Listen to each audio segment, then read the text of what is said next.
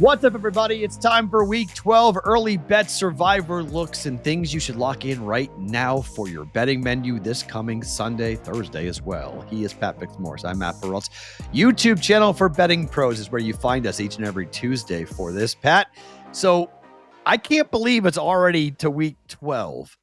But if I say the best team in the NFL is blank, who are you writing into that space? I have to say the Los Angeles Rams right now. I mean, they proved it. That was the showdown game. They beat the Seahawks. I mean, no one has really thumped the Rams. Like, they have no bad losses on the record, and they've had some really good wins. And right now, they're probably the least flawed team in the league. Where are you going with that one? Well, how many team names do you have to put there before you get to the Broncos? I think the Lions are a better team than the Broncos. Ooh. I think they're a better team. Like, the Broncos defense is very well may be the best in the league. Yes. Their offense is nowhere close to the best in the league. But we just saw what a good defense can do to that Lions offense. And when they play outside, if I know you don't play the Super Bowl on somebody else's home turf, so there's no way the Lions and the Broncos would play unless they're playing outdoors in Santa Clara. This is a big problem with everybody betting the Lions to win the Super Bowl. Look, the Jared Goff outdoor narrative is a real thing. He does not play well outdoors. And that's why I think the Lions can beat the Rams. Because if they play the Rams in LA, Jared Goff's indoors. He can win that football game. The Super Bowl? I don't know. I don't know about the Lions outdoors in Santa Clara. Yeah, that's a good point. Denver is interesting. We'll see how far their defense can take them. The offense has to show up at some point, though, Matt. I don't like Bo Nix. I'm on record. I am not a Bo Nix supporter. I am not a Nix maniac, whatever you want to call the nickname of the people who love him. I'm not one of them, but he can do enough. Like, we've seen it with Brock Purdy, right? Just don't lose the game. Like, just go out there and be methodical and let that defense take you as far as it can go. They could be the Trent Dill for Ravens. Yep. Run the ball. Play defense, throw the ball occasionally, and just let that defense go to work. Because, boy, did they make that Chief offensive line. Oh, my. That was something to watch. I'm a Patriot fan. I'm like, nope, Patriots aren't good enough to beat that team. Nope. Pats aren't beating Denver. I tell you that right now. Young offensive line for New England up against that rush for the Broncos. That is a ferocious defensive front for the Denver Broncos. All right, we picked 3 games. Each of us for plays. We're kind of on the same page here for the first one, I think, Pat. Where are you going for bet number 1? Yeah. Well, let's start off with I'm going to take the Vikings +6 with the Green Bay Packers. Not where I thought you were going. Wow. You're going back to the well? I am going back to the well, and I don't know why I keep going back to the well on the Vikings, Matt. They were one of my red line. Vikings are on a red line for me. I am done. I bet them last weekend. I am done with Kevin O'Connell. Yeah, they were one of my best early bets last week at home against the Bears, laying 3 points, and they lost outright. And so now I'm going to take this dome team going on the road to chilly Lambeau Field in late November. Yes, I am. Wow. The Packers are 3-7 against the spread this season. They have lost to the Vikings at Lambeau Field in each of the last 2 years. Packers might not have Josh Jacobs for this game, and they need to be able to run the ball because their offensive line is not very good at pass blocking. I think they're going to have a really hard time handling all the blitzes that Brian Flores is going to dial up for them. Mm-hmm. And as we've seen, Matt, Jordan Love prone to making some bad decisions when he's under pressure. And I do realize J.J. McCarthy has been awful. Awful. And yes, it seems pretty unlikely that he's going to have a breakout game against the Green Bay defense that could pressure him without blitzing. But I do think the Vikings can scratch out enough points with Aaron Jones in a revenge game to make this a close game. I think they can keep it close. Also, the Vikings have kind of a sneaky special teams advantage. They're top 10 in special teams DVOA. Packers are 24th, and honestly, Matt, I have no idea how they rank that high because their special teams are atrocious. Like every field goal with Green Bay an adventure. Yeah, just so I do think this is going to be a close game, and I was kind of surprised the spread was what it was. And right now, in fact, Matt, Vikings on Hard Rock Bet, you can get the 6 points, and it's minus 105 to take them. So yeah, I'm gonna need more. I need to be greedy. You need the full And I 7. need 7. I need 7 or 7.5 because that's the magic number for this Packers team. Because again, they were 7.5 point favorites against the Giants, and they are 0-6 when they are favored by 7 points or more over the last 6 games. They do not cover that number. So I'm with you. If this thing climbs and gets me to 6 to 7 or 7.5, or I'm teasing this up to 12. If it stays at 6, I'll just tease it up to 12. And I think you're right. I think this is going to be a close game. But my gosh, this Packers team has been so inconsistent and up and down, and the Vikings outdoors. JJ he is going to rue the day he ever said, I have an ulterior personality named 9, that he comes out when I need him to, because every joke after every bad throw for JJ McCarthy is all centered around this alternate, personality that he says he has like a superhero. So not a good look for a guy who has really struggled at times this season. Yeah. And I will say though, you mentioned the inconsistency for the Packers. They're 3-7 against the number. They won their first 2. They covered their first 2 games. They're 1-7 against the number since then. Like they played down to the level of everyone they play. Yep. I bet the Giants last weekend. I took the hook. They won by 7, 7.5 came in. I like it. My first play, and I think you're right here with me, so it's kind of like stealing one of your plays. I thought you'd go here first, but I like Kansas City laying the 3 here for them in a big bounce back spot. I think KC's got a shot here to kind of remind some people that when their defense stops the run, they can play with anybody in the NFL. And I'm just not trusting Daniel Jones. I saw it already once this year where they turned the ball over 6 times.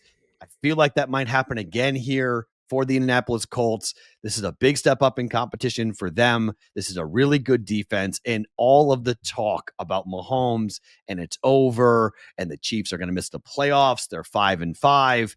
They're laying 3 against Indy. This is just kind of like a principal play for me. I'm taking KC minus the 3. I'm assuming you are as well. I am. And this is one of my favorite bets too, Matt. The Chiefs are 5-5. They need this one badly. They have their backs up against the wall if they need to make their playoff push, and they're going to be playing at home. Jonathan Taylor obviously has been a monster for the Colts this season, but I don't think he's going to rip up the Kansas City run defense. Chiefs are always pretty tough against the run with Steve Spagnuolo calling the shots.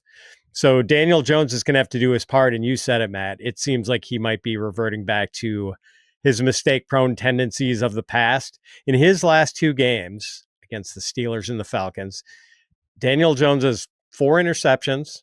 He's been sacked 12 times, and he's fumbled 6 times. 6 times in the last 2 games. And yeah, the Colts lost to the Steelers and needed overtime to beat a very flawed Falcons team. So I'm taking the Chiefs at home coming off that tough loss and with their backs against the wall. Now, 3 may cost you a little bit, but it's worth it. Okay. If you got to pay 115, 120, 100%. Yep. Just pay the juice and go and take them. And this is why, hopefully you guys watching this show, as the week goes, this number is not going to close at 3 or even 3.5. I think this number is going to close at 4. I think you're going to see quite a bit of money on the Chiefs when the limits open up as the week progresses. I think there's some injury questions and some guys on that defense. Obviously, there's some things going on with the Chiefs internally as to what their offense looks like. But as long as they, I think everyone's good to go for this game. I think this number climbs. So I would bet this number early to jump in with it because I think 3 is a great get. It's the same thing that happened with the Cowboys game for them against the Raiders. Like grab 3 when you can. Obviously, 3 is the keyest of key numbers. So KC minus 3. If you got to buy it down, fine. But 3.5, I hate it because if you lose on the hook, that's just really frustrating to lose on the hook. I don't think it's going to happen though. I like KC by about 7 points. How about you? Sounds about right. Touchdown just Yeah. to win. I mean, the Chiefs sometimes just don't blow out opponents. Well, Right. and they do that. They'll play with like the Raiders sometimes when they get a home game or lose to them outright, like they did on Christmas a few years ago. But yeah, that sounds right. Like I hope this is not a close game. I don't think this one comes down to the wire. So number 2 for you, this is your second play, is the Chiefs -3. Yes. Yeah, that one I'm going to save for the lock it in because I want to get the Okay. 3. So yeah, that's going to Yeah. be my lock it in bet. Okay. So what's your second play? It's Browns, Raiders under 37.5. Oh. And At Allegiant? yes. Oh no. You're taking an under at Allegiant. Yeah, where are the points coming from in this game, Matt? Like with Dylan Gabriel sustaining a concussion last week. The Raiders offense sucks. I mean, sorry, defense sucks. Oh, I know. That's the problem. That's the problem. Everyone can score in the Raiders defense. Matt, it's going to be Shedeur Sanders making his first NFL start in your backyard. I know Shedeur had to come in cold in the middle of the game last week, like not an easy situation. But the results were not pretty. 4 of 16 for 47 yards, no touchdown, an interception, 2 sacks, a passer rating of 13.5, which I believe is what you get like if you just take the snap and spike the ball into the ground. Just take a snap. Yeah, and the running game stopped working for the Browns weeks ago. Quinshon Judkins is averaging 3.2 yards per carry over his last 5 games, and that includes some matchups against less than stellar run defenses, the Dolphins, the Jets, the Ravens, and the Raiders, with their beaten up offensive line and beaten up Geno Smith, having to deal with that dangerous Browns pass rush that features Myles Garrett, who already has 15 sacks. This game is going to be hideous, Matt. Like, I love it under 37.5. I just can't imagine this game going over. We'll talk about it, but I think the Raiders are in trouble in this game. And I think this is Kevin Stefanski special. I think that there's a coaching mismatch in this game coming up at Allegiant Stadium. I worry about pick sixes and fumble returns and weird things. And it's just at Allegiant Stadium, I've seen so many strange things happen where that I saw that and went 37.5 for a game at Allegiant Stadium. It's not Detroit, but it's close. I mean, the games tend to fly over, and there's points on points on points normally. So if you're right, the Raiders should be the side then, because we get a higher scoring game, and the Raiders probably win a higher scoring game. The Browns want like a 13-12 football game. Yes, they want a field goal fest, and they could win a field goal fest, frankly, to go into it. So it's sort of like dog in the under and the favorite in the over, I guess, if you want to have a correlated play. For my second play, it is the Browns. I'm taking the Browns on the hook here, and I want the hook. I want 3.5. And so that's why I would look at this and don't bet 3. I want 3.5 because, like we're just talking about, low scoring game, field goal fest.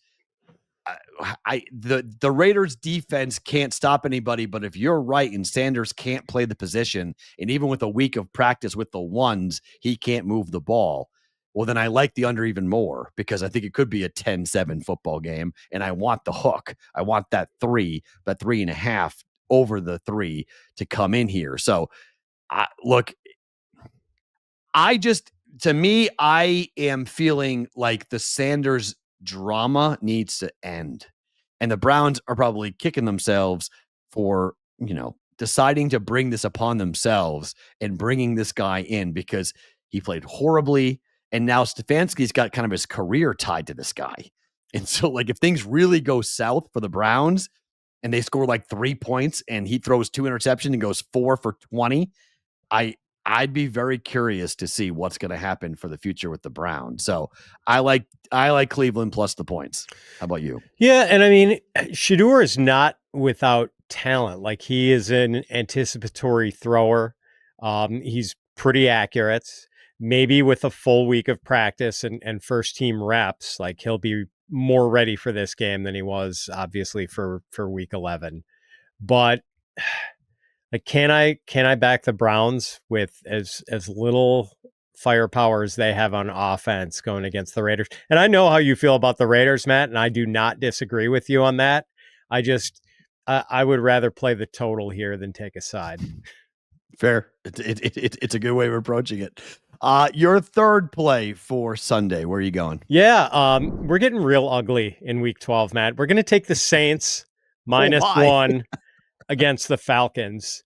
Okay. The Falcons have lost 5 straight games. They're 3-7. They just lost quarterback Michael Penix Jr. and wide receiver Drake London to what are likely to be multi-week injuries. I think Penix is already gone. Penix is out for the year. So definitely a multi-week injury there in London too. Yeah. He's not going to play in Week 12. Kirk Cousins looks so bad this year. Like I'm not sure if Kirk Cousins could break a pane of glass with one of his throws at this point. His arm looks shot. No mobility. And without Drake London, his top wide receiver is going to be Darnell Mooney, who's having a terrible year and probably hasn't been healthy since before training camp. And the Atlanta defense somehow managed to let Bryce Young throw for more than 400 yards and 3 touchdowns against them on Sunday. 488, was it? Unbelievable. It's career high. Yeah. So the Falcons are not in a good way coming into this game. The Saints, meanwhile, at 2-8, I can't make the case that the Saints are a good team, but when they've run into Shuck doesn't look bad. Yeah, he's not that bad. When they have run into quality opponents this season, they've usually gotten their heads caved in. Seahawks, Bills, Buccaneers, Rams, Bears all beat the Saints by 12 or more points. The only good team they've sort of hung with were your Patriots. Against bad teams, though, Saints have beaten the Giants and the Panthers, lost to the Cardinals by 7 way back in Week 1. I actually think Kellen Moore might be a pretty good coach. They've generated at least 275 yards of offense in all but 2 of their games this season. Saints are coming off a bye. They're going to be at home. Falcons are coming off a loss that effectively ended their season. I think the Saints are just going to be in a much better headspace for this game than the Falcons are. I think they're going to beat the Falcons. I wish the Raiders did what the Saints did. Like, bringing in Geno Smith was such a mistake. It was such an awful mistake to go ahead and say we're going to take him because, like, Geno, I know what in Vegas they were trying to do. 73-year-old head coach, give him a proven vet quarterback. Maybe they, sneak their way into a 9-8 season and they wind up in the playoffs, and then everybody in Vegas is like, okay, we're building something. The Saints just burned it down to the studs and just said, hey, we're just taking it apart. And, they have to pay Kamara. Nobody wants the contract for the production, so they're stuck with him. But everybody else, goodbye. And we're going to draft Tyler Shuck. We're going to draft a 26-year-old quarterback who can come in and play with Kellen Moore, let a quarterback-friendly head coach develop the kid. I've liked what I've seen out of him. I mean, I think he can play. I think he's going to be a guy that you can look at. He'll be in the mix next year for the starting position for the Saints. And that's more than what I'm saying about Geno Smith and here in Vegas, where people can't get him out of town fast enough. Yeah, Mickey Loomis did not let himself get fooled into thinking the Saints could contend for anything. There was no pretense of that whatsoever. The Raiders were just kind of delusional and thought maybe drafting a running back 6th in the draft. Yeah. Just, offensive line. How about that? I mean, offensive line would have looked a lot better. I like Ashton Genty, but my gosh, they had such bigger needs than coming in with that. So I don't mind that with that. So you like the Vikings +6, the Browns and the Raiders under 37.5, and the Saints laying 1 against the Falcons. For my last one, I'm taking the Bucs +6.5. I think this Buccaneers team is gonna hang around. It's Baker as a dog, and I know that's why I asked at the top, who is the number 1 team. There's my Geno Smith interception prop. Cash that, by the way. Geno Smith every game. Bet it. Just bet it. Just bet it. Just bet it. Especially against the Browns next week. Just bet it. Keep on betting Geno Smith to throw a pick. It was -160 tonight, Pat. That's how egregious this is getting for an interception prop. -160. Doesn't matter. It prop every single game. Geno Smith throws a pick. It's just like clockwork. More than one, most likely, but he throws one. In home games, it's every game. So against the Browns, he will be picked off. So Geno Smith prop, throw a pick, yes. But I think when you look at Baker Mayfield, they gave up 44 points to the Bills, and they gave up 28 points to the Patriots. I can't see Todd Bowles going into this game and saying, we're going to get beat again and get lit up again by another good offense. I just feel like the Rams will win this game, but the Bucs will keep it close. I want 7, okay? It's 6.5 at the time of taping, so I'm going to take the Bucs plus 6.5. I want 7, but it's Baker as a dog in back-to-back weeks. Really, it's almost 3 weeks in a row, practically. It was a short line against the Patriots. This is a key game for the Buccaneers. Things might get away from them if they're not careful, Pat. They could get away from them, and they've had a little bit of a slowdown with the passing game with Baker Mayfield, but that does make you think that maybe he's due, and this is a great underdog. It's a classic Baker Mayfield spot going into the Rams, and maybe this is a letdown game for the Rams after their big showdown against the Seahawks. So, yeah, I mean, it's interesting. The number's right where I think it should be. Like, I'm not feeling super compelled to bet on Baker Mayfield, but I don't think I'd want to take the Rams in this spot. If I bet this, I am going to take the Buccaneers. Guys, today's show is being brought to you by Hard Rock Bet. Is that time of the year where there's something going on every single day: pro football, college football, NBA, hockey, and more. If you have not tried your first bet on Hard Rock Bet yet, there's still time to do so. You guys can bet $5. If it wins, you get your winnings plus $150 in extra bonus bets. If you're looking for an edge before you lock in plays, Hard Rock Bet has their stats hub with trends, streaks, and stats to help you guide your picks. Hard Rock Bet, the sportsbook app, is the only legal sportsbook in Florida, but it's also legal and live in Arizona, Ohio, New Jersey, Indiana, Tennessee, Virginia, Illinois, and Colorado. Hard Rock Bet offers new promos every single day. Download the Hard Rock Bet app and make your first deposit today. We go to Survivor contests, and a little bit of a bravo clap of the hands for anybody still alive in their Survivor plays, because in Survivor pools, because you've made it to week 12, and last week was tricky. Hard week. This week, equally tricky. What are the Survivor plays you like this week? You got to have the teams available. There are some obvious ones, Pat, but I'm sure people have burned, like the Ravens. Most people have burned Baltimore by now. You think so? So yeah. Here's my case on the Ravens, Matt, because there was a while where they were unplayable. If you did not play them in the first couple of weeks of the season, you probably tabled them for quite a while because the Ravens were no sure thing. So I'm thinking that maybe some people still have the Ravens in their pockets. And boy, you got to like them as 13.5 point home favorites against the Jets, who have no offense to speak of. They're going to start Tyrod Taylor, but he is certainly no panacea for this team. With Lamar Jackson coming off as raggedy a start as you're ever going to see out of that guy, 2 interceptions and 5 sacks. And granted, Myles Garrett will do that to a quarterback, but this just seems like such a bounce back spot for the Ravens. I would be pretty shocked if the Jets gave them a game. So if you have the Ravens available, I'm with you. Obviously, that's a big number.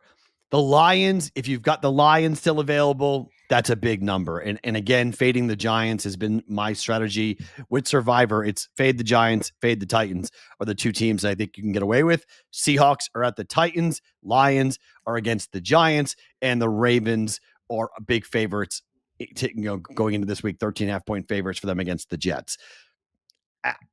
If you're going to get risky, can you bet the 49ers? Can you, if you haven't used San Francisco, is this the week to come in and take them against a Panthers team that you would expect after winning last week on the road and shocking everybody that they're not going to do it again? I would be terrified to do that because right now the 49ers are dead last in sacks and dead last in pressure rate. And that might be why Jacoby Brissett just set an NFL record with 47 completions against them. And I know it was largely because blowout and the Cardinals were in catch-up mode, but that's what happens when you can't get out after the passer. The other team can move the ball against you, and maybe Bryce Young is feeling a little frisky after his 400-some yard game. So I would be pretty terrified of taking the 49ers, but some people might not have the luxury of taking the Ravens, Lions, or Seahawks.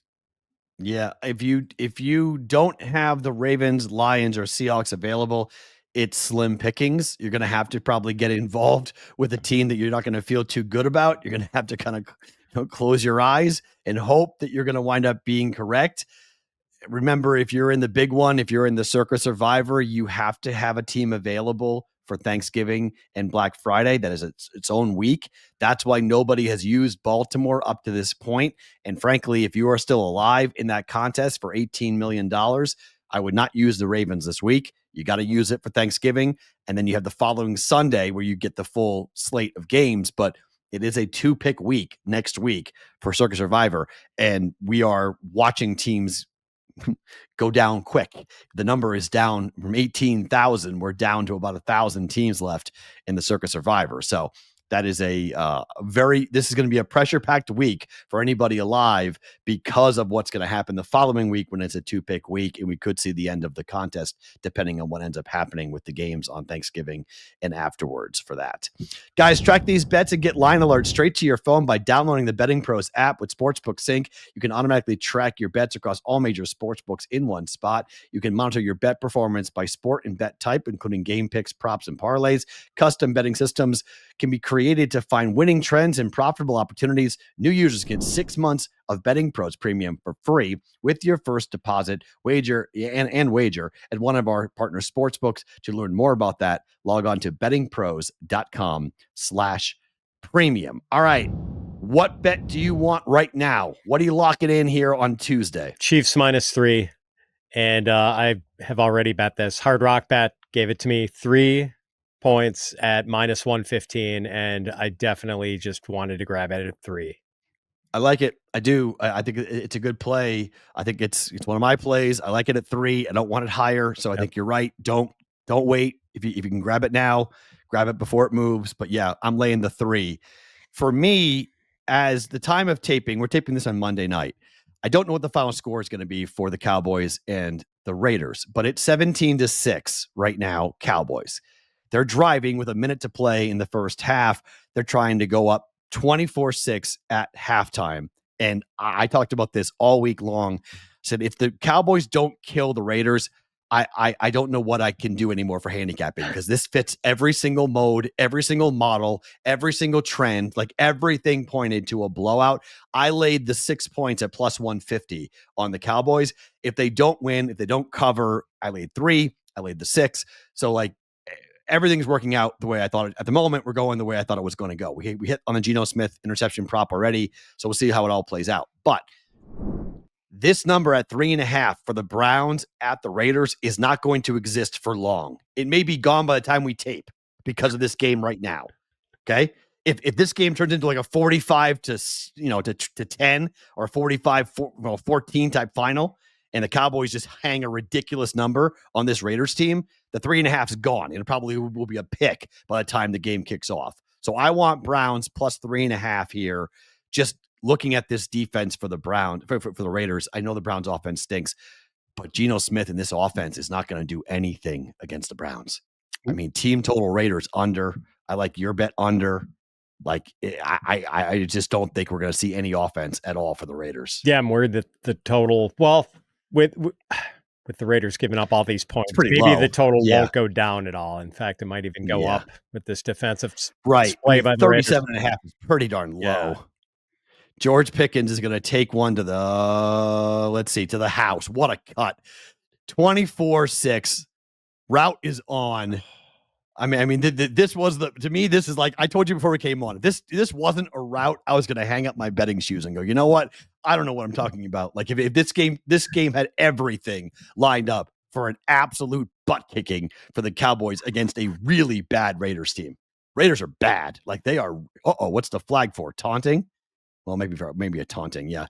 CeeDee Lamb was waving to the Vegas crowd. He was waving goodbye already when it's 23-6 at the end of the first half. So I bet team total over 26.5 points for the Cowboys. They have 27 here, or 24 rather, at the end of the first half. So like pretty good. Yeah. So we're going in the right direction coming up for that. Guys, one more reminder that you can score 6 months of BettingPros Premium for free. Just make a deposit and place your wager at a partner sportsbook. Premium gives you access to the Sharp AI, our betting systems, the prop bet cheat sheet, in the same game parlay builder, all the tools you need to bet smarter. Claim your upgrade now by logging on to bettingpros.com/premium. On the way out, let me ask you about your Packers. I almost bet the Packers to win the Super Bowl. How do you feel about the future this season for the Green Bay Packers? Not very good. I don't think they are going to win a championship. They just don't have enough offense. The offensive line is not as good as I hoped it was going to be, and the Tucker Kraft injury was just a killer. They needed him. Yep. He was such a unique advantage for them at tight end, and losing him was just tough. Still a really good defense. Not a team I'd want to play in the playoffs in the early rounds, but I just don't think they can make a multi-game playoff run. We'll end it with this. Do you agree or disagree that Matt LaFleur and Brian Gutekunst are on the hot seat? Their contracts end next year. They did not get an extension this offseason. They would be lame duck GM and coach going into the year next year. And there's a new team president for the Packers. So do I think they should be? I don't think Gutekunst is a good drafter, but getting the Micah Parsons trade to happen was a feather in his cap. I don't think LaFleur should go anywhere. I'd like to see him extended. Okay. It's 24-6 Cowboys nearing the first half to be an end. We'll see what the final score winds up being when you guys watch this on Tuesday. Thank you for tuning in. Pat and I are back next week for another episode of your early bets and survivor picks right here on the Betting Pros YouTube channel.